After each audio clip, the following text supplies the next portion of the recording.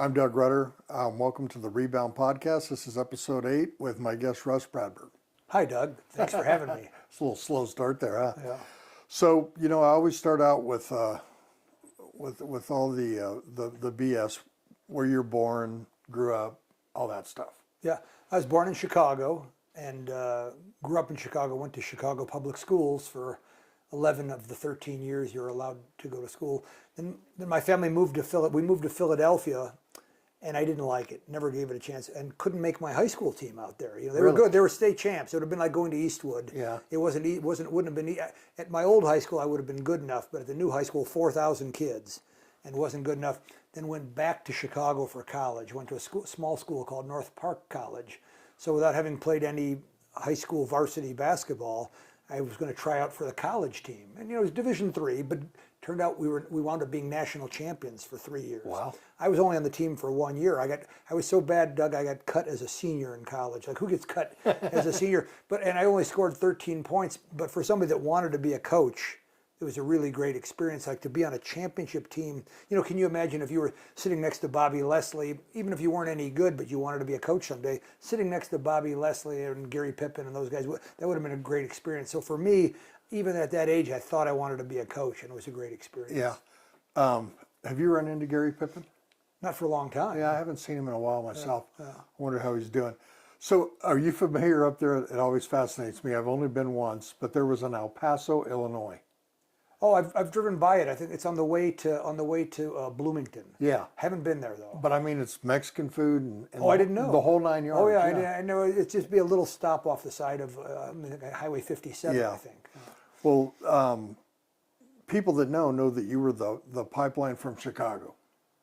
So how did it come to be that you were able to recognize talent? Game recognizes game. Well, I think And who was the first guy you brought down? Tim Hardaway. Tim was. Yeah, but I think at North Park, the college I'd gone to, 4 of our guys got drafted.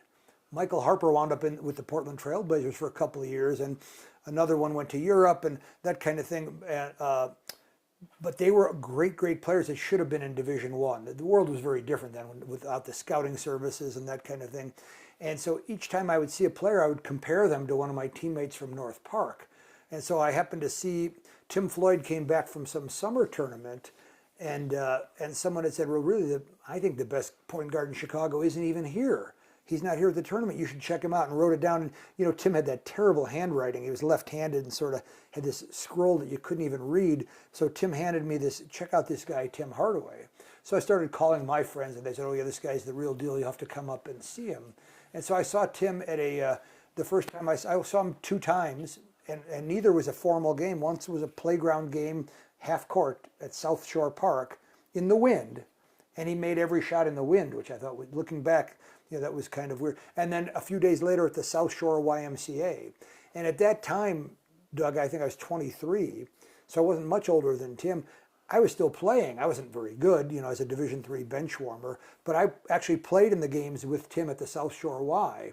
And I remember Walt Frazier Jr., you know Walt Frazier, but Walt Frazier Jr. accidentally elbowed me, gash on the top. Suddenly I had to come out of the game bleeding, and that was. But just watching him then, I had to base the decision on the pickup game, and there was a lot of luck involved. I thought he was pretty good. I didn't know how good he was, but he seemed pretty good. And Coach Haskins and Tim Floyd, I think, wanted to give me some confidence. They said, all right, we're going to take Russ's guy.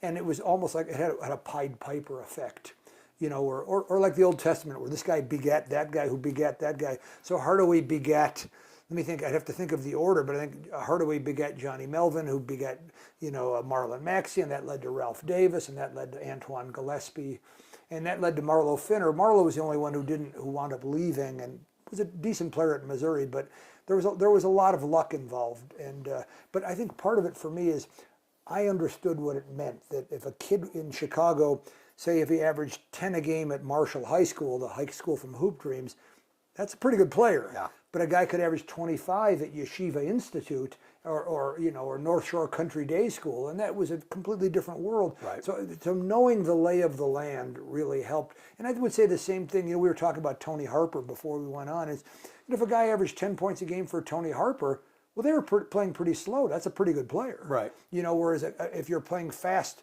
for Nolan Richardson, you could, 10 a game wasn't so much. So I think understanding the lay of the land of Chicago really helped me. Yeah. Did you do any recruitment for Nolan? No, I never worked for Nolan, but I followed. When I worked for Coach Haskins, the 8 years I was with Coach Haskins, Nolan's picture was right behind my head. It was Nolan and Bobby Leslie and maybe Andy Tolan maybe or somebody like that. And so I'd be on the phone talking to recruits, looking up at Nolan all the time. So I was always sort of fascinated with Nolan. And it wasn't until when Nolan got fired at Arkansas, all the talk was, oh, he deserved it. And about a year later, he showed up at basketball in the barrio. And he said, well, I heard about this camp and I want to talk to the kids. And I thought, how these head Division I coaches are. I thought, I had to tell him, like, Nolan, we can't afford, He says, oh, no, I don't want any money. I just want to talk. And he was great talking to the kids. I bet he was. And that's, he's the best public speaker that's ever lived, as far as I'm concerned. Yeah. And that's when I got the idea that, I was already trying to write. And I thought, and I approached him with this. I said, you're not Jim Calhoun and you're not Lute Olson. Those guys are great coaches too, like you, but you're an important American historical figure. I do think Nolan is a huge part of American history, and particularly the racial progress, just like Don Haskins is, that Nolan sort of stumbled into this. And just the idea that he grew up speaking Spanish in the barrio, all that stuff made him an interesting guy to me. The folklore. What years were you at UTEP? Let's see, I got here in '83, in August of '83, and I left in the summer of 1991. So as I tell people, I had 8 great years and 8 great seasons and 1 bad afternoon.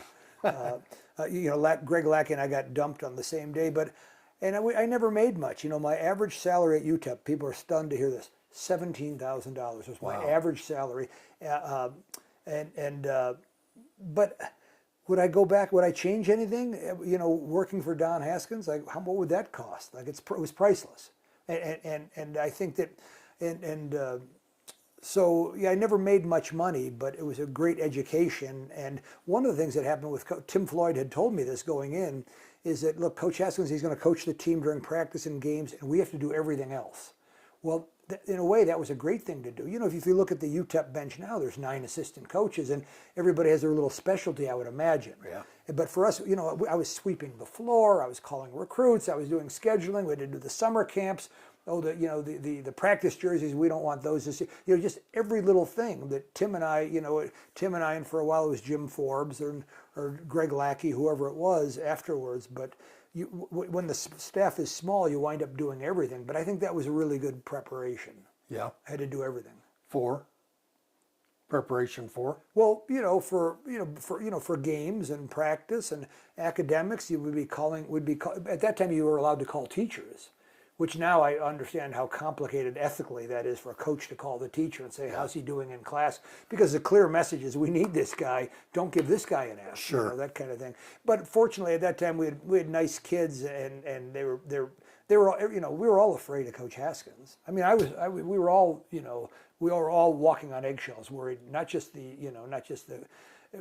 players, but the coaches were all feared, the Haskins wrath. And he was good to work for. He generally left you alone to do your job, but the way he carried himself, was he was physically intimidating.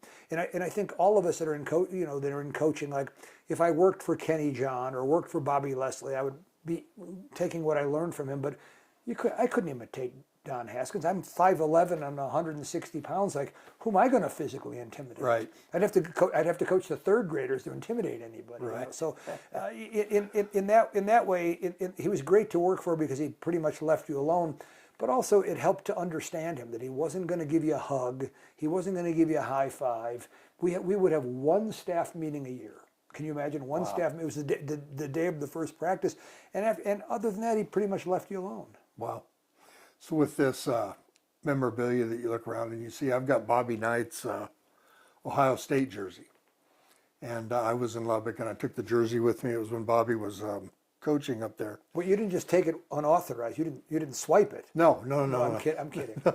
No, but I took it up there and I was going to get Bobby to sign it. And he's got a deal that he'll sign it, but you got to give $500 to his foundation or whatever. Oh, I didn't know that. So that was fine. So I take it and got him to sign it, and I brought up Don Haskins to him.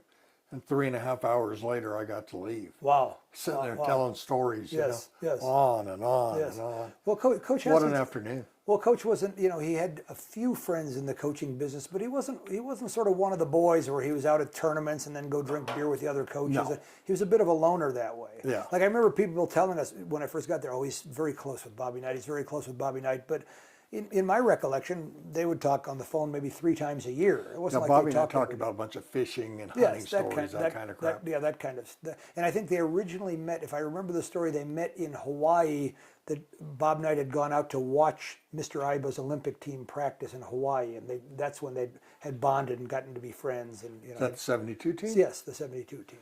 Man, that's something else, isn't it, that story? I always, it always broke my heart. Jim Forbes was such a good person. Yeah. He's one of the best people I ever met. Great guy. And he was a guy that Alexander Belov knocked him down, shot the layup, and there's Jim Forbes at age 19, Yeah. playing against a 31-year-old guy. Yeah. And I just, Jim Forbes was as nice a person, as good a guy as you could ever meet. But was. to carry that, and I think Jim really carried that around with him. He didn't talk about it, Right. but I think it really affected him. Right, I guess the medals are still there, huh? That's what I've heard. Yeah. They never did accept They never the did medals, accept the yeah. silver medal, Yeah. which I don't know if I would have either. So when you were at UTEP, you were there when we were in the WAC.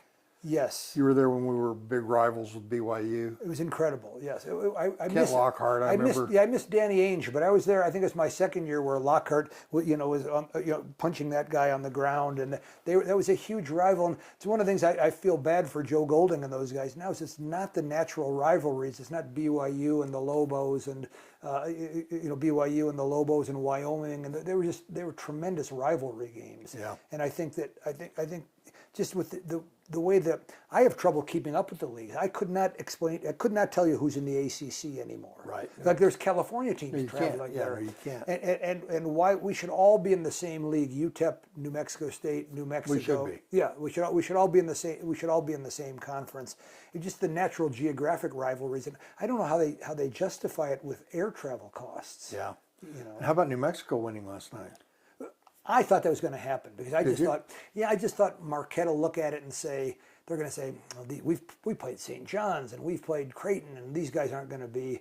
And I would have thought that the Lobos would be sky high for it. And they have that, is it Donovan Dent? Is that his name? He's as good as there is. He is as good as there is. I don't know if he's an NBA guy, but if he's not, he's awful close. Yeah. He's a smart little What player. percentage of the kids that you think are playing in the March Madness are NBA players? Well, I don't have to put a pencil to it, but in general, I think maybe 25 or 30 guys make the NBA every rookies. But as you know, a lot of them are coming from Europe. There'll be a dozen guys coming from Europe, and so I don't know. There might be 20 guys, and there might be 15 guys in the NCAA tournament who are going to. But could the European All Stars beat the best of the American NBA players?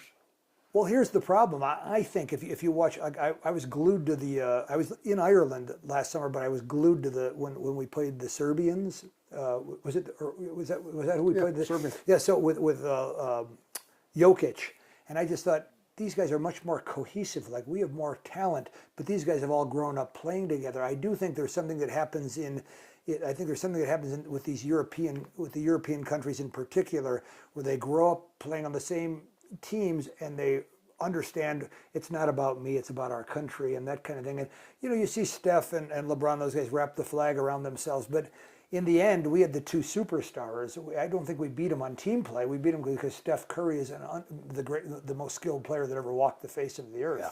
And so I do think that the European players seem to understand ball movement and team play in a way that there's something about the summer league mentality, and even now I know we're going to talk about it, but the idea that I'm on this, like with Sule Boom a few years ago, he leads UTEP in shots attempted, scoring, and minutes played, and he's on the first train out of town to go to Xavier because it's more money. Right. And I don't think the European players. I think there's more of a loyalty to the European players. Yes. Yeah. We're going to take a break, and we'll be right back with more of the Rebound. At Jersey Mike's, they freshly grill you hot subs right in front of you. You can't get that smell anywhere else unless you have one of these. Don't mind me. Take the sizzle to go. Okay. Whoops. I'll pay for those. Here you go, Danny. Time to get these smells home. grilled right in front of you. It's a Jersey Mike's thing, a sub above. Ah, that's good sizzle. Don't let this tax season get the best of you. Let Tax Matters provide you the help you need with your financials. We provide total financial services to individuals, business owners, executives, and independent professionals. Utilizing our services, Tax Matters will work with you to optimize your business and minimize your taxes. We'll work to provide you and your business with the tools and resources you need to build a solid tax and business foundation. If you want financial help that's affordable, experienced, and friendly, call Tax Matters today for a free initial consultation. Hi, it's Doug Rutter. We're back with Rus Bradburd on the Rebound podcast. We were just talking off camera about Stephen Curry. They're playing commercials right now with Pete Maravich for whatever reason, calling him the greatest college player of all time. I don't know about that. Well, he might have been the leading scorer, but I would say on Maravich a couple of things. One, he didn't play on winning teams, and by all accounts, his father was a great coach that sort of lost his mind with Pete. Like, instead of becoming a great coach, it was all about Pete scoring. And so he was never on winning teams. He never played in the NCAA tournament. But also the league was pretty segregated still then. At LSU, the SEC was still fairly, it was not the best league. It's not the league it is today. Right. It was certainly not the league it is today. But saying all that, I loved Maravich. And, I was a big ball handling guy. And a lot of those drills were, that he was sort of the godfather of a lot of those drills. That I think there were other people doing them, but not as popular or as good a player as Pete Maravich. And that sort of obsession with throwing passes off the wall over and over and over again, I completely related to that. That was me. I did too.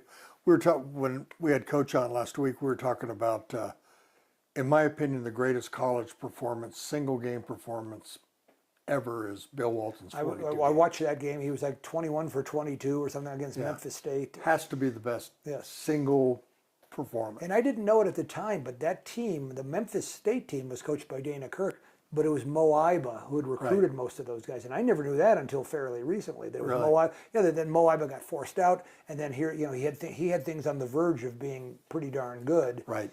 And wound up being forced out. So we're getting ready to talk about how much college sports has changed and how it's changed.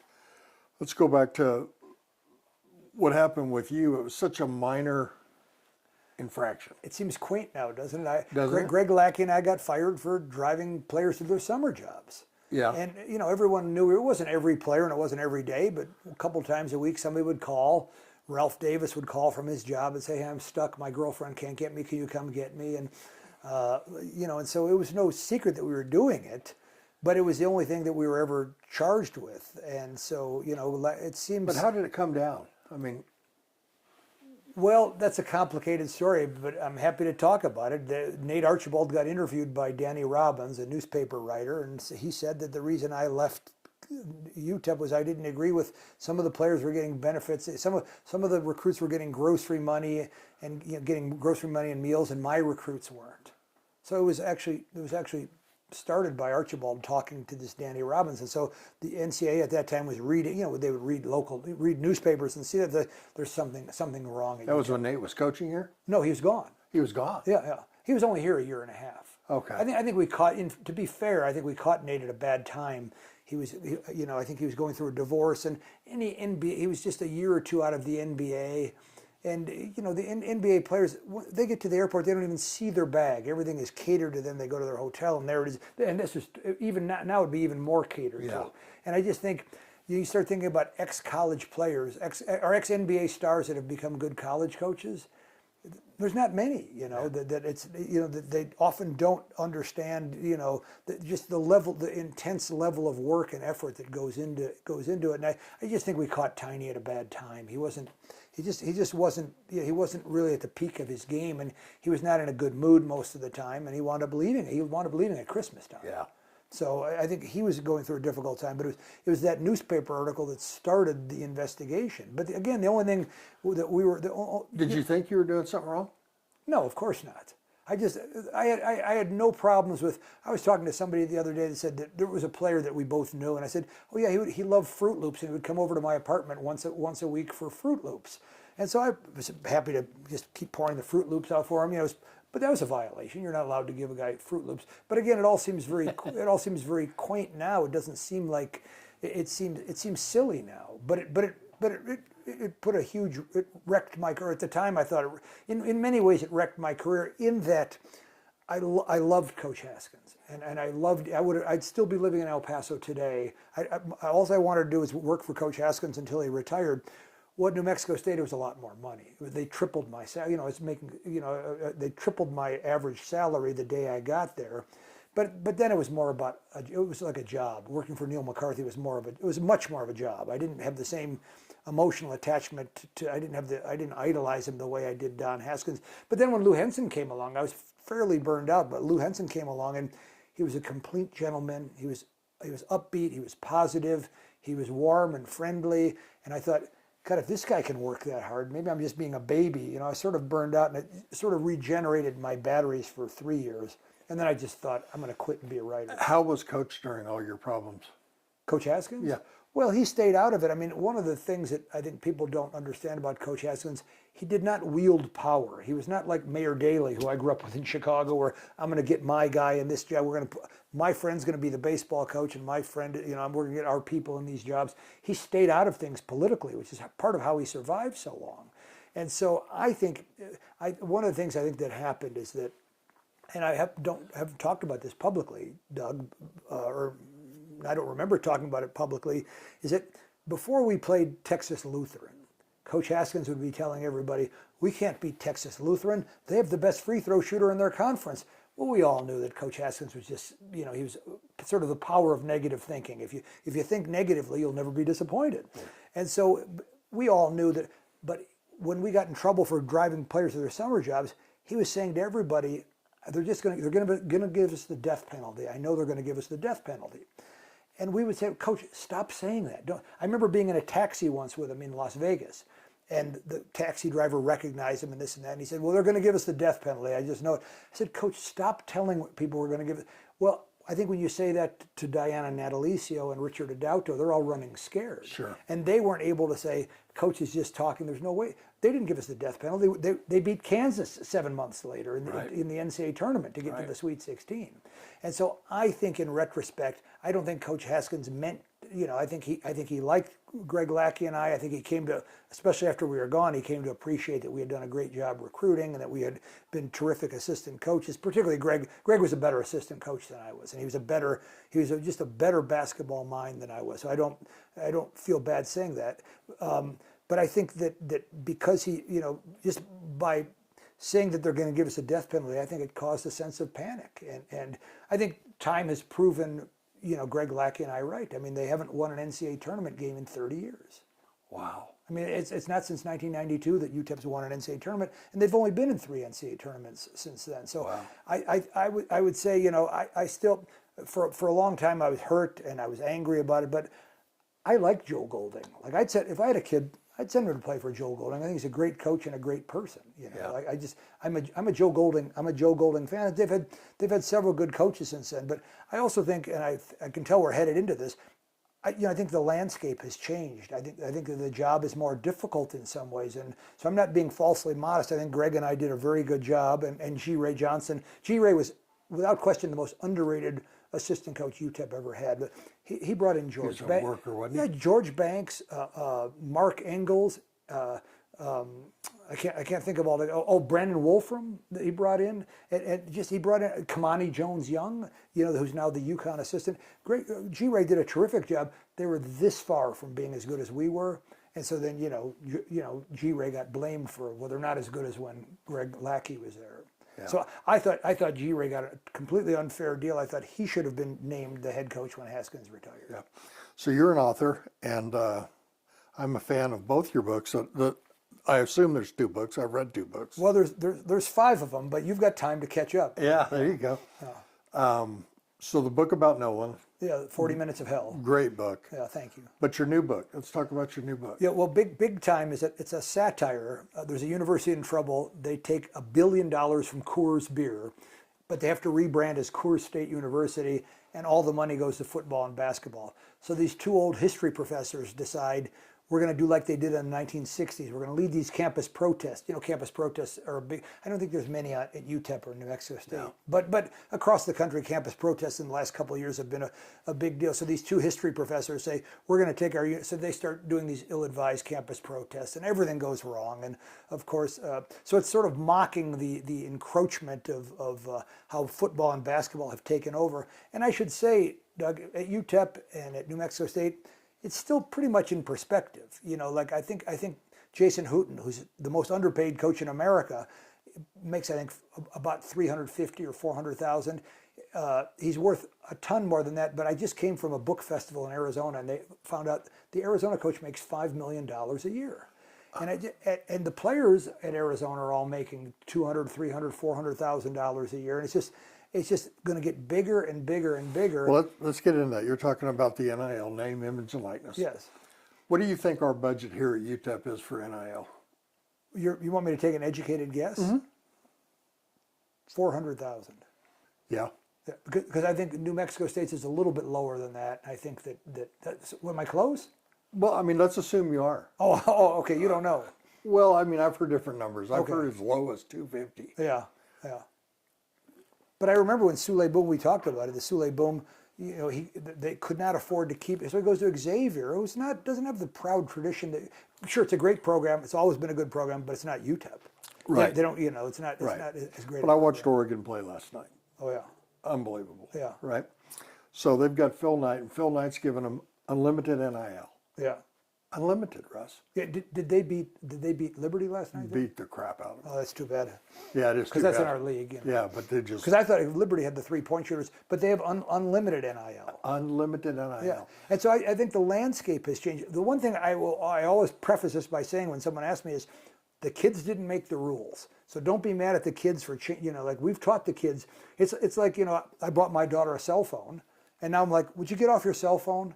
Well, who bought her the cell phone? I did. And it's like you know, if you put chocolate in front of a child, the child's going to eat the chocolate. So am I. But the child's going to eat the chocolate. The kids didn't make these rules, but I think it's really changed the landscape. And what breaks my heart is that you know, back in because I know we'll have mostly El Paso fans watching this.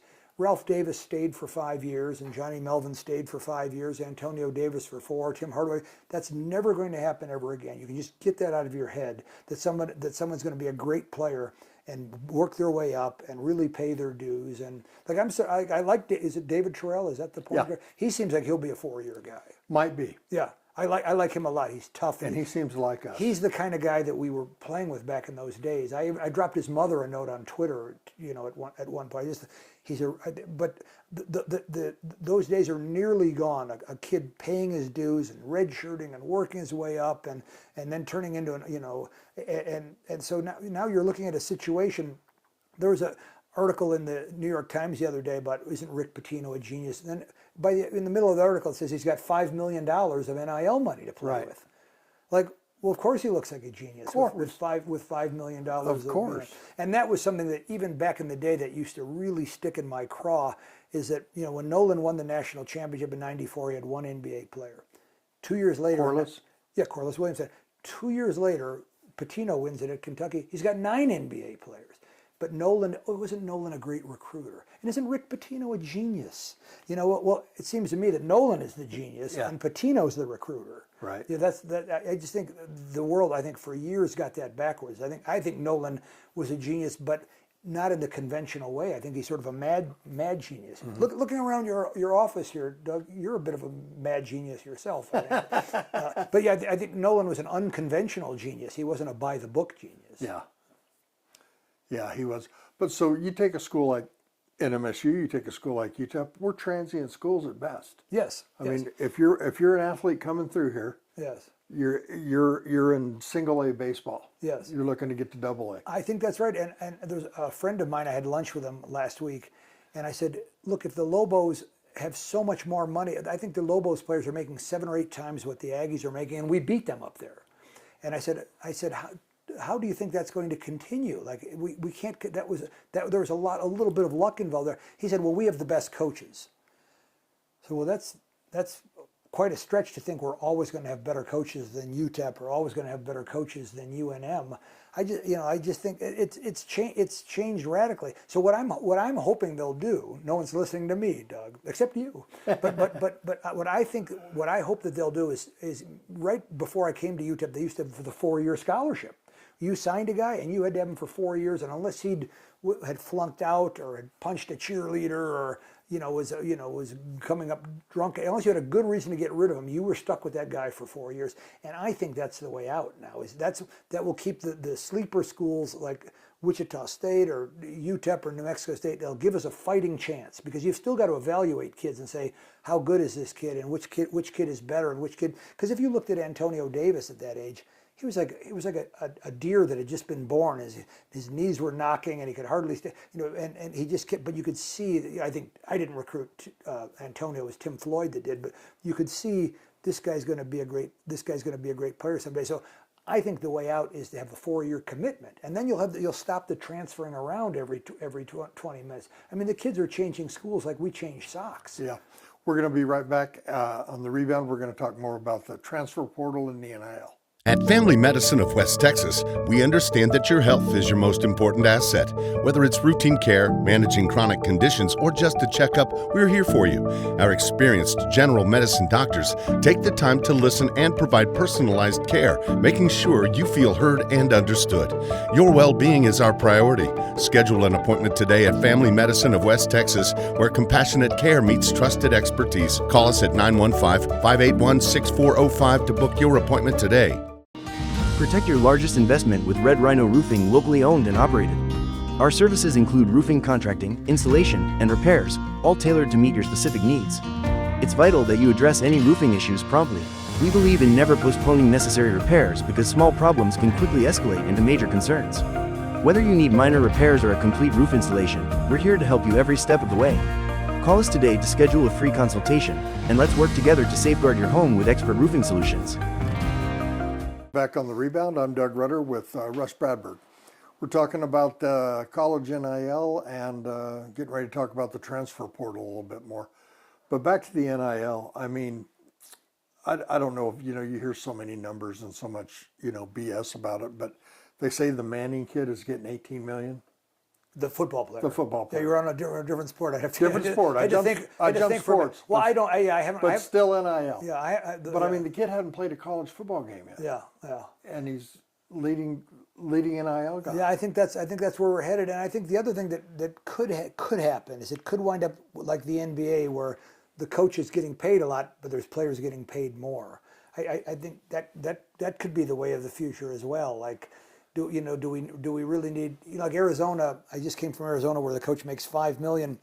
Like, couldn't we get a guy for $800,000 and use that money to get the best? I think that's what BYU did. They're right. paying an incredible amount of money for, I can't remember that kid's name, but something like a $6 million deal or something like that. And I think it's important for fans, our fans, the El Paso fans and the Las Cruces fans, to recognize, like, you have to look at the map at where we are and look at the per capita income. And we don't have the wealthy graduates that Georgetown does, or that the University of Illinois, or not as many of them. Right. Is probably the way to say it. And even my understanding, I don't want to speak out of school, but my understanding is that many of the wealthiest boosters in El Paso and Las Cruces, they didn't attend New Mexico State or didn't attend UTEP, but it's like their city's team, right? Because there's no pro sports. Yeah.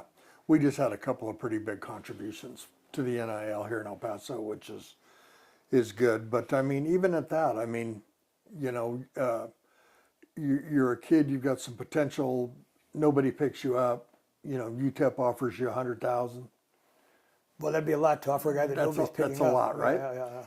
You come here, you have 3 good games, put into the transfer portal, and you're playing at U of A next week. Well, that's how we lost. The Aggies lost Jabari Rice, who'd been, 3-year starter and a terrific player. Probably would have wound up breaking Eric Channing's. Eric Channing is still the career scoring leader. But he left for Texas for $75,000, which was a steal. Now we can look back at that and say, geez, the Aggies should have been paying him $75,000. Sure. But yeah, I don't know where it leads. And I think one of the other funny things about it is, if I was a wealthy booster, and in the old days you gave money and you thought, oh, well, some of it's going to go to volleyball and some of it's going to go to the softball uniforms and some of it goes to the basketball. But now there's a very direct correlation. Like if we're paying this player a lot of money and we didn't win the league, boy, you're going to have some angry boosters. Angry boosters. Yeah, and one of the things that I think you understand this, Doug, from your time in sports, is that sometimes it takes some time. When I first came to New Mexico State, we hired Mike Jordan, the volleyball coach. And he wasn't very good his first 4 or 5 years, but they left him alone. I think partly because they didn't think it was a big sport. What's a huge deal now? They left the guy alone. And he was able to build the program, and then this changing of coaches every 2 or 3 years is not good. There's no way to build a program. Like if they force out Rodney Terry at Texas, They already did. Oh, they did. They fired him I haven't seen the news today. Did that happen today or yesterday? yesterday. Oh, well, I'm sorry. That's a big mistake. It is a big mistake. Yeah, he's a good coach and a good guy. Look where he's coaching. He's coaching in the big dance. Yes, it's gonna- I mean, it's it's gonna- not like he didn't make it. It's going to take some time, and when I was at New Mexico State, we weren't great the first few years. It was my 5th year that we made the NCAA tournament. We had some pretty good years before that, but it takes a little time. And so, when I go on Twitter and see fans are angry because we didn't get good enough, fast enough at New Mexico State, like I think Jason Hooten is as good as there is in the country, but he's been dealt a tough hand. We had the terrible disasters and all the criminal stuff going on a couple of years ago, and he inherits this in a place where it's not a high per capita income, and we're changing leagues and that kind of thing. I think it's astonishing how good Jason Hooten has done so far.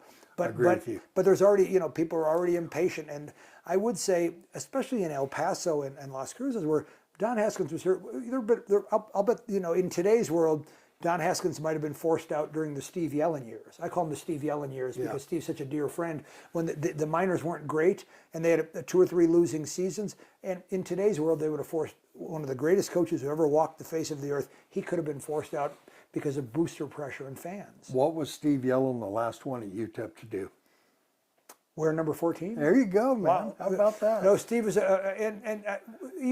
Steve's another good example. In today's world, Steve Yellen would have transferred back closer to home and gone to Marist or Quinnipiac or Sacred Heart or one of those, the lower division ones goes. But he loved El Paso. He loved Coach Haskins. He loved the fans, and he's never left.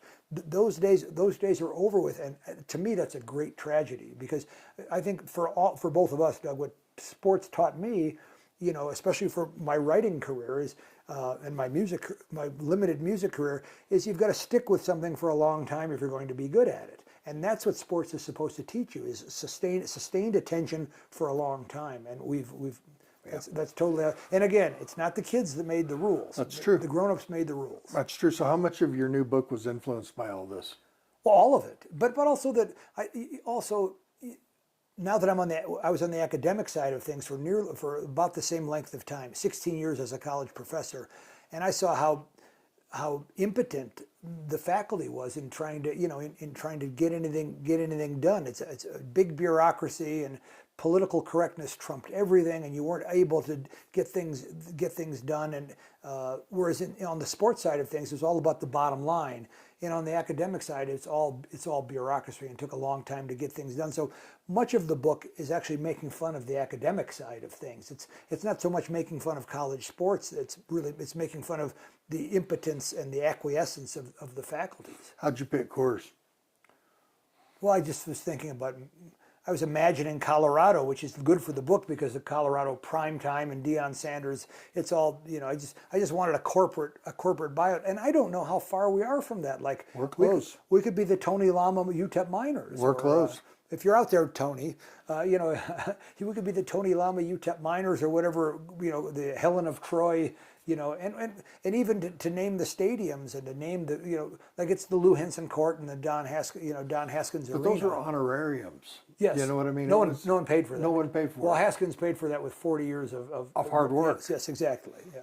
But but they earned them. It wasn't purchased. That's right. But I think the European teams, it might say T-Mobile or whatever it is on the front of their jerseys, and I don't know how far we are from that. Like, why the can't NBA's got it now? They got the advertisement. Yeah, but smaller. Right? Whereas like if you saw Europe is my team in Ireland, which was sponsored, I think we got We might have got $15,000 a year from Frosted Flakes, which is who sponsors the Sun Bowl now. Right. But we were the Frosties Tigers. They call Frosted Flakes Frosties, but they're right on the front of our uniform was Frosties, and there was Frosties front and center on everything. And it might just be a matter of time till that happens. Yeah, it's got to be coming. What do you think about the transfer portal? Well, again, it's the grown-ups that created these rules, and it's when the coaches were coaches were under contract and leaving anyway.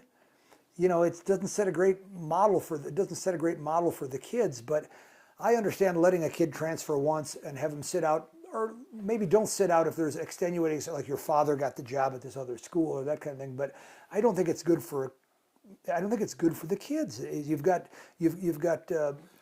kids playing at 4 different schools in 4 different years. Yeah, and part of sports is sticking it out. Exactly. The high times, the low times. Do you remember when we were kids, Doug? I remember going to we used to play baseball. We'd put the box on the wall. We called Right. it fast pitch. You could play 2 against 2 or even 1 against 1. But I remember going to play, and someone came up and said, they traded Willie Mays. We couldn't believe it. Like Willie Mays had switched teams. Right. Well, now everybody switches teams.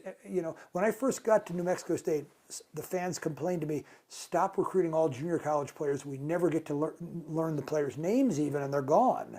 Whereas when you have Eric Channing there for 4 years, or Aaron Brote, or Charles Gosa, or for the UTEP minors, you've got Johnny Melvin there for 5 years, or Ralph Davis there for 5 years.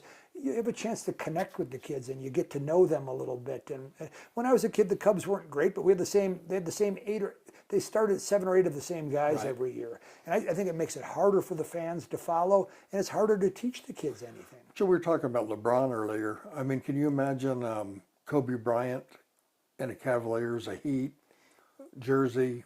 No, I You can't. know? Yeah. No, And I mean, can't. and Bob Cousy in a Lakers jersey, No, Jerry no. West in a Celtics jersey, No. chasing rings. No, but again, it's not. I would just encourage the fans not to be angry at the kids about it. This is the world we've created for them. It's like me with my daughter. I bought her a cell phone when she was 15. She was the last one in her class to have it, and it was the worst mistake I ever made. I should have just, I should have. It's like putting a TV in their bedroom. Yeah, exactly. The people are going to watch it. Yeah. People are going to watch it. It takes incredible self-control not to. But I also think I keep waiting for this to happen. I'm waiting for a kid to say, I just don't know, how do the kids go into their teammates and say, "Hey guys, I'm out of here. Screw you guys." But Darryl, I understand. It's $10,000 more dollars. Yeah, but I get it. I mean, have you heard that NIL's in the high schools? No, is that right? Yeah. Can that be? Are you sure? I've heard that. Oh, but are you sure you saw it? I've heard that. We'll get lowercase j to do some research. He'll figure it out. Yeah. Well, we'll see. But yeah, it's the monetization of everything, and it's the. Well, the Celtics just sold for $6.1 billion. Yeah, for me, I've been very lucky that way, in that my average salary at UTEP was $17,000, and I never applied for another job. Yeah. Never applied for another job. Just I loved UTEP. We were winning. That helped. But we were winning, and I wasn't on the job market looking at every job that was open. And I just think the world is different now. Like I just didn't care about that. Like I loved Coach Haskins, and I loved the miners, and I loved the town, and I just think things are. It's a different world now. But even I would say like Jason Hooten, he's not making a ton of money, but I think we doubled his Sam Houston salary, and I think it was a really traumatic decision for him. I think he's more from that old school that I don't think it was easy for him to leave Sam Houston. I think it was really difficult for him to do that, and he had been there as the head coach for 19 years, but he didn't have an assistant before that. And I think, I don't think he's motivated by money. I don't think he's on the job market now, and I don't, and I would imagine Joe Golding's not either. I think those guys are more throwback guys, but in today's world, it's, what have you done for me lately? Yeah. A phenomenon that we've lived through is UCLA basketball. How did that happen? What do you mean? Why were they so good for so long? Yeah. And the other funny thing, one of the funny things about UCLA that I didn't understand, there's a very good book by Seth Davis, and it's just called Wooden, and you learn a lot about Sam Gilbert, the booster that was sort of behind a lot of. But according to the book, Sam Gilbert wasn't saying to recruits, "We'll give you this if you come." It's just if you came.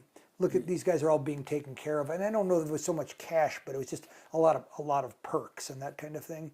But the interesting thing to me for UCLA is that they weren't playing in front of sellout crowds.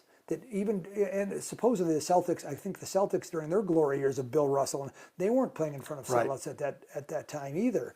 And so to me, that's the most interesting thing about UCLA is that as good as they weren't playing in front of sellout crowds. But of course, our local teams, of course, have an important connection. Is that the year Coach Haskins won it, Lou Alcindor wasn't eligible, so there's always been that debate. Right. I happen to think Haskins would have won anyway, but then a few years later, when Lou Henson got to the Final Four, that's who beat them, as they wound up losing to UCLA. Yeah.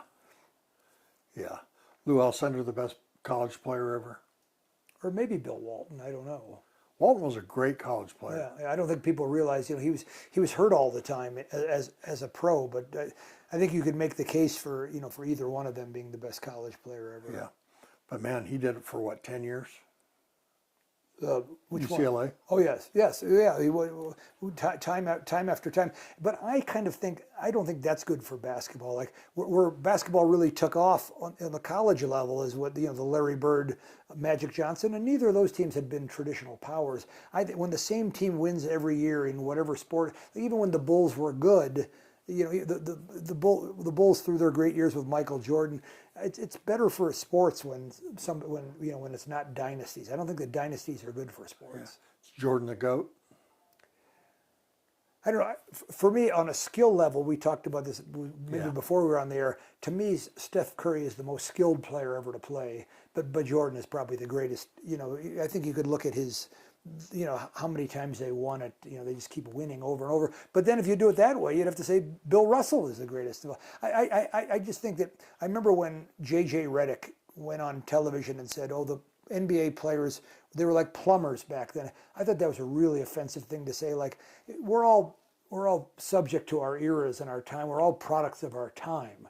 Like I can say, yeah, Martin Luther King was great, but would I have had the guts to march with Martin Luther King? I would like to think that I would, but until you're living in that era, you can't really. So to judge people based on their eras, I think is a mistake. Like Bill Russell was the greatest of his era, and Jerry West and Oscar Robertson were the greatest guards of that era, and I just think to compare Jerry West to Steph Curry is sort of an unfair thing to do. I read this week that Sam Jones had 12 rings.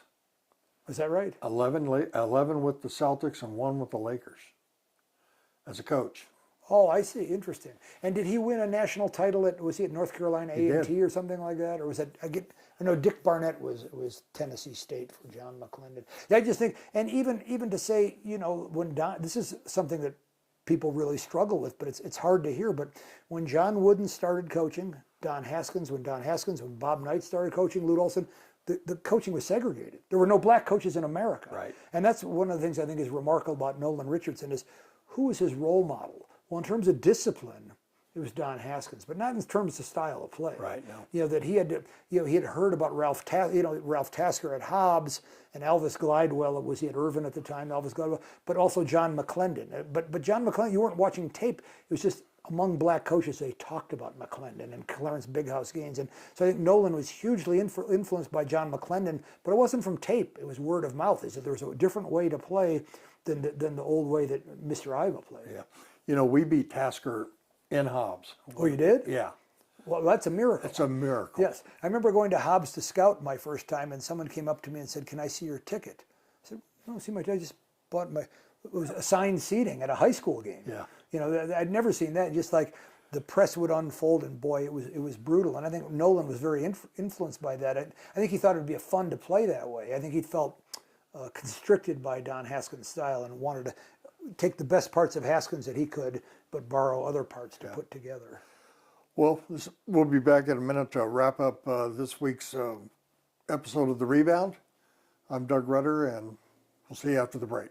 Don't let this tax season get the best of you. Let Tax Matters provide you the help you need with your financials. We provide total financial services to individuals, business owners, executives, and independent professionals. Utilizing our services, Tax Matters will work with you to optimize your business and minimize your taxes. We'll work to provide you and your business with the tools and resources you need to build a solid tax and business foundation.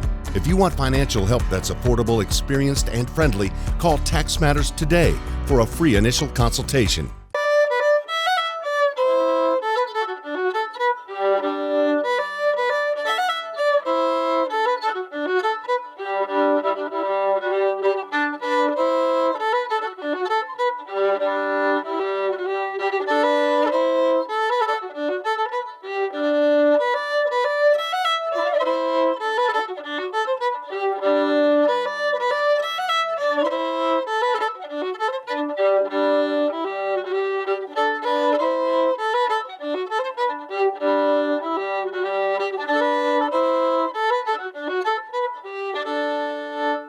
I'd have been Very married a long good. time ago had not been for the Cotton Eye Joe. That's Cotton Eye Joe. There you go. That's my best Texas tribute there. Yeah. So how long you been playing? Well, I played as a boy. My mother made me do it, and I hated it. But it was a great gift that my mom gave me. You know, you can't play basketball all your life, but you can do music all. So I played from maybe 3rd grade to 7th grade, I think, or it might have been 4th to 8th grade. And I quit when I went to high school because I didn't, you know, you're carrying a violin case around Chicago, unless you're Al Capone. Yeah. And so I didn't, but then at about age 30 or 32, is it right before I left El Paso, I thought I'm going to stop watching David Letterman every night and I'm going to try and do something productive because I'm big on don't waste your time. And so I started playing. I'm mostly self-taught now, although I had lessons as a boy. But I start my morning with, I already played this morning. I start my morning, play every morning for an hour. Really? And then my friend Dennis Daly and I, we've been playing as a musical duo for many years. We play at the Spotted Dog on the edge of Mesilla every Sunday from 3 to 6. Wow. So it's a big part of my life, and I do think it goes well with basketball. And the funny thing, Doug, is, you know, in basketball, you remember this, is you'd get to the playground and everybody can make a lefty layup except you. So you go back by yourself and practice, and then you go back with the group. Well, that's how music works also. You play by yourself, then you get with the group and think, gosh, I'm not as, and then you go back and practice. So there's the element of being solitary, you know, and practicing by yourself. In retrospect, I love that about basketball. You could go practice by yourself. Go try practicing football by yourself. Right. You know, or baseball by yourself. Right. You can do, there's certain things you can do, but you can't really practice the skill. And so I like that about music. I like the solitariness, and then you go do it with your friends as well. Yeah. And I've never lost a game on the fiddle. There you go. You know, I never have a bad day with music. Yeah. You play every day. Yeah, I play every day. I rarely, if I travel, I take it with me. Really? Oh yeah. And you play in your hotel room. Yeah, and you remember, you know, I used to do the ball handling stuff and dribbling stuff. I think there's something, for me, there's What something. were those kids called? The minor? The minor mites at UTEP, the UTEP minor mites, and then in El Paso, sorry, in Las Cruces at New Mexico State, they were the pistoleros. Yeah. So, you know, I had hundreds of kids came through that program. I've thought about starting it up again. That'd be cool. But anyway, I like that element. I love that element of basketball. Is you had a bad day and you argued with your dad or whatever, you could always go out and shoot baskets by Absolutely. yourself. And there was something sort of soothing about that. And I find the same thing for music. But we didn't have this. No, thank God. You know what I mean? We didn't have this to do. Right. That's what I worry about for my daughter. Is she's getting really good at TikTok. But what, you know, like, and so, you know, for me, you only get a certain amount of time in life. And, you know, why not? I wanted to be good. I wanted to be good at something. But I think also for me, for basketball, I wanted to be part of a team. You know, I didn't feel close to my family at that time. And I think there is something about, well, like you just, before we went on the air, you told me what all those guys from the Eastwood team are doing. Like, that's family. You know, and okay, Bobby Leslie was the grouchy father. But I do think there's something for all of us. We all want to feel a part of something, and for sports, it was always that for sports for me, and that's why, you know, losing my job at UTEP, I've talked to Steve Yellen about this at length. Is I feel like I've got cut out of the family. Like when Bobby Joe Hill died, nobody told me. But if I was still working at UTEP, I would have known that. You know? So I feel like I've sort of been. It's been easier to get back into it over the years, but you know, you know, I was sort of like I was jerked out of the family, and that's always been painful for me. Yeah. You know that we've had conversations. You know, I lost a son back in August. Yes. And the amazing thing about that is, here it is 47 years since it's 49 years since we won the state championship. And we set up a foundation for my son, and first check we got was from my teammates. Well, there it is. Isn't that crazy? Yeah, there it is. 50 years Yeah, later. I could tell you, I was a terrible player at North Park, but I could tell you what everybody's doing now. And we've had two of them die. Two of our North Park we've lost teammates one. die. Yeah. Who? Oh, it was. John Abbott. Oh, yeah. John Abbott passed away from cancer. Yeah. But otherwise, everybody's still with us. All right. Well, all you troopers out there, let's. By the way, the best minor mite I ever had was Ben Karam. He was an Eastwood trooper. Yeah. And he played at New Mexico State briefly, but then had a sensational career at Houston Baptist. Yeah, he did. Yeah. Do you know Beto, coach's friend Beto Fournier? Oh, I know. Yes, I know. I thought you meant Beto O'Rourke. No, Beto Fournier. His kid was Diego was a minor Mike. Oh, right, okay. Yeah. And he still talks about it. Well, that's how, for me, I knew the kids. I can never remember the parents' name. But one of the things that happens to me, this happened to me, happened to me for years, is someone will come up to me in a grocery store, some guy with a beard. He'll say, "Hey, do you remember me, Coach?" And it was one of my 9-year-olds. Well, I feel like I look the same. I don't know, but they don't look the same anymore. They don't look the But same. yeah, Anthony John and Bobby Leslie's son, and we've Hank Felix's son was a minor mite, and up in El Paso, in Las Cruces, the mayor's son, Bill Matisse, was one, and Brianna Bagwell, the country western star. That's somebody we need on the show. But she was one of my pistoleros up in she's a Texas country western star. Hey, what's Sam Lacey doing? I think Sam Lacey passed. Did he pass? Yeah, a year or two ago, and I think Jimmy Collins did as well. Charlie Chris is still alive. Yeah. Because Charlie went to one of the I didn't games. realize Sam Lacey passed. I'm pretty sure he did. I shouldn't say that on the air. We'll have to get lowercase j to look that up too. We'll double check that. Yeah. Yeah. Well, this has been fun. Yeah, Doug. Sorry, it took me a while to get with my ups and downs at home. It took me a while to get out here. So sorry it took me so long. Thanks for but coming. It's great to see you. Go Troopers. There you go. Thanks. Jeez, how about the Yellow Rose of Texas?